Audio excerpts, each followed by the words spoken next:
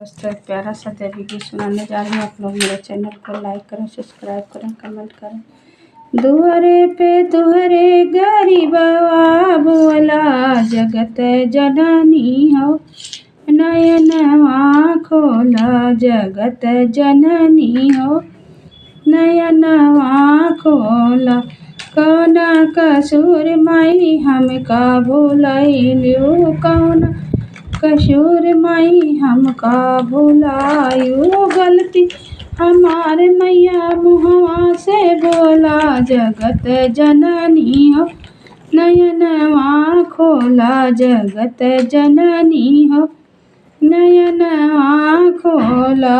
दुआरा पे तुहरे गरीबवा बोला, जगत जननी हो नयनवा खोला, जगत जननी हो नयनवा खोला। सब कुछ छोड़ आई तुहरे चरनिया, सब कुछ छोड़ आया तुहरे चरनिया। फिर काहे हमका दुख बड़ा होला, जगत जननी हो नयनवा खोला, जगत जननी हो नयनवा खोला। दुआरे पे तुहरे गरीबवा बोला, जगत जननी हो नयनवा खोला, जगत जननी हो।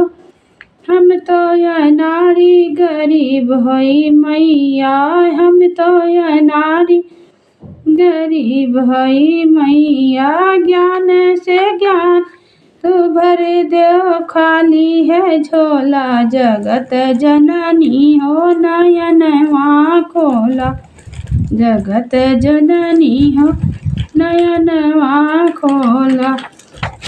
हमरो तो ध्यान मैया, हमरो तो ध्यान रहा तुहरे चरण में, हमरो तो ध्यान रहा तुहरे चरण में। भक्ता